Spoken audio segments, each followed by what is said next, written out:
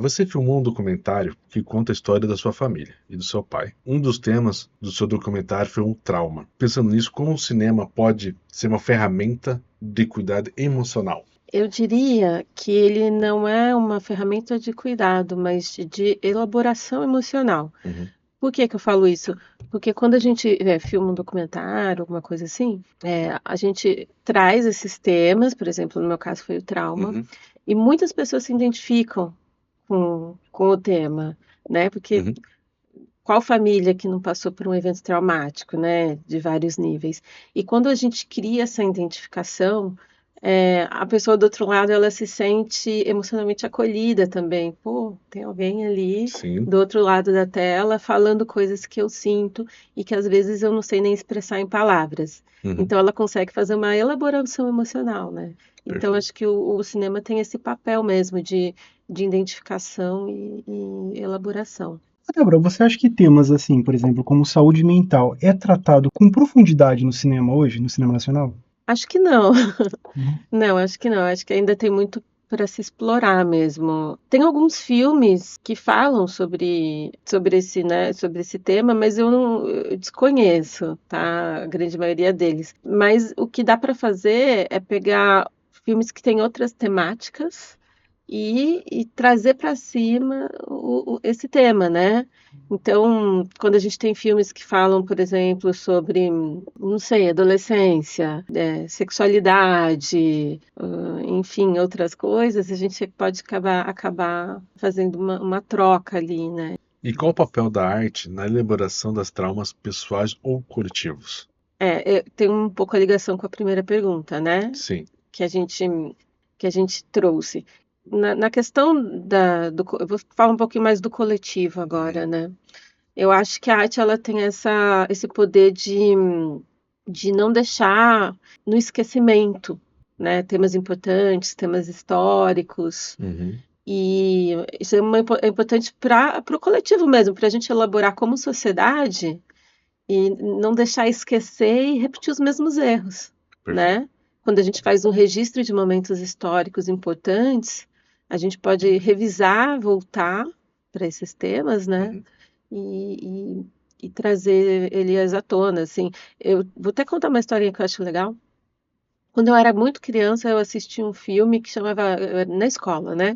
Que chamava Ilha das Flores, que era um documentário do Jorge Furtado. E eu lembro que me marcou muito, né? E eu era criança, eu tinha 10 anos, hoje eu tô com 40, né? Passado 30 anos, meu filho chegou da escola esses dias e falou assim: mãe, assisti um filme que me marcou muito. Eu falei: como é que chama? Ele falou: Ilha das Flores. Caraca. Aí eu Nossa. falei: por quê, né? Por que que te marcou? Ele falou assim: não, eu fiquei impressionado por saber que aqui no Brasil tem gente que é tratado pior que animal, pior que porcos. E isso me tocou tanto que eu falei, cara, foi o que eu senti quando eu assisti há Daquela. 30 anos atrás.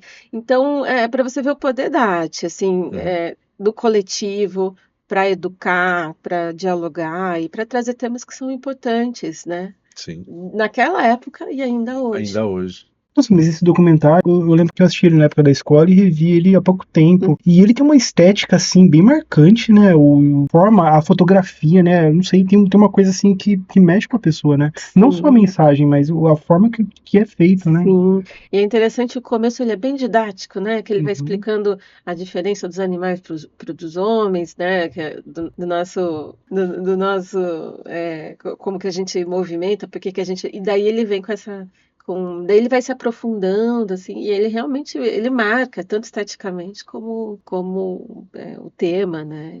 Ele é muito bom, e é um curta, ele não é um documentário grande, cansativo, nem nada, ele é ideal, assim, para criança, né? E, se não me engano, tem no YouTube, né? Deve Tem ter no no YouTube. YouTube, tem no YouTube, é muito bom. Ô, Débora, agora fala pra gente. Você fez um documentário Uhum. muito interessante e eu quero saber de você, assim, o que te atraiu, o que te levou você a entrar no gênero documentário? Primeiro, acho que eu gosto de histórias reais. Eu sempre gostei de histórias reais, né? E o documentário, eu acho que a gente pode trazer o nosso olhar, né? Então, assim, é claro que a gente pode trazer, fica claro. E eu posso me posicionar, e eu posso trazer a minha opinião sem ficar enrolando mesmo, é aquilo que eu penso, né? Eu acho que eu gosto muito disso também. E gosto do documentário também, esse fator de registro da memória, né? Contei a história do meu pai, e, e depois que eu fiz, eu fiquei pensando, poxa, meu pai tem 82 anos, né?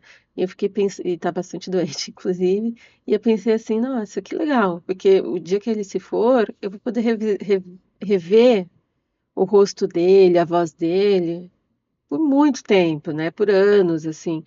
E ele é uma pessoa comum, né? Mas ele tem uma história interessante. Vocês assistiram, ele tem uma história interessante. Então, por que não, né? A gente registrar o comum também, né? Eu acho que é isso que me atrai no documentário. Uma outra questão, assim, quando que surgiu a ideia, assim, de fazer esse documentário? Quando você ficou sabendo da história do seu pai? No momento você já viu essa ideia ou não? Foi depois? Não, eu fiquei sabendo, eu era adolescente, mas acho que 14 ou 15 anos, mas a gente também nunca conversou sobre isso. Eu só sabia. Eu não tinha ideia da história. Eu fui descobrir a história gravando mesmo o documentário. Olha Eu acho só. que é legal Nossa. saberem isso, né? E, na verdade, o que que aconteceu? Abriu um edital, que é da Lei Paulo Gustavo, emergencial, né? Aqui de Campinas. E eu falei: "Quero escrever um projeto", né. E era o último dia, e eu falei assim: "Nossa, eu quero escrever, mas eu não sei". Meu pai tem uma história interessante. Eu nem achei que eu ia ganhar, porque como eu escrevi no último dia, realmente eu achei que não ia dar certo, que ia dar bem errado, só que passou. O documentário passou, ganhou o edital. Eu falei: agora eu tenho que fazer, né, tipo, eu ganhei, eu vou ter que fazer". E daí que eu fui conversar com a minha família: "Gente, eu posso fazer esse documentário? Você aceita? Pai, você aceita?". Hum. Porque eu nem sabia se ele ia aceitar ou não, né. Olha. Eh, e deu certo, mas foi assim, sem querer, né, porque realmente foi o que eu te falei, eu sabia da história, eu sabia do fato, Uhum. mas eu não conhecia a história. E aí que eu fui realmente pesquisar, entender, conhecer toda a história do meu pai, e foi importante para mim, porque a gente se conectar com a história da nossa família é uma coisa muito forte, ainda mais quando a gente está falando de traumas, né, de assuntos delicados, foi pesado, sabe.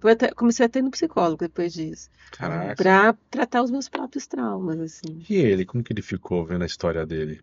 Ele Ele, ficou um alívio, emocionado, ele ficou emocionado.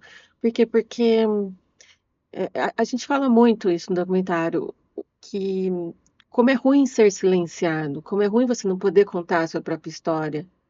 Como é ruim você não poder falar o que você passou e ficar segurando, né, e sentindo dor, e ter dúvida de como as pessoas vão te julgar, como a sociedade ou sua própria família vai te hum, julgar. Isso é muito ruim, né.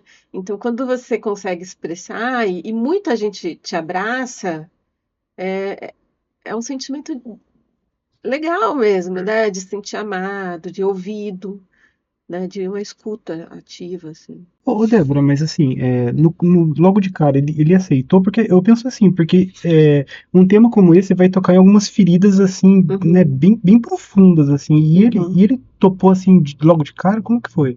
É que a gente foi transformando, né. Eu falei assim: Uhum, "Pai, a gente pode fazer um filme? Posso fazer um filme com você?". Ele falou: "Pode". Daí eu falei assim: a gente vai conversar, a gente é um diálogo de filha para pai". uhum, Ele falou: "Pode", né. E daí a gente foi fazendo umas trocas, eu fui lá, eu gravei na casa dele várias vezes, e fui gravando só áudios, eu não gravei, assim, de cara, tá. uhum. Aí meu pai sofreu um infarto. Aí eu falei: "Meu Deus, não vou conseguir fazer, né", e nem queria naquele momento, porque eu falei: "Nossa, ele tá mal, ele", enfim. Aí eu pensei num plano B, falei: "Ai, se não der, eu vou fazer outra coisa", ainda com esse tema, porque era o que o edital pedia, mas eu já pensei que talvez nem envolvesse tanto ele.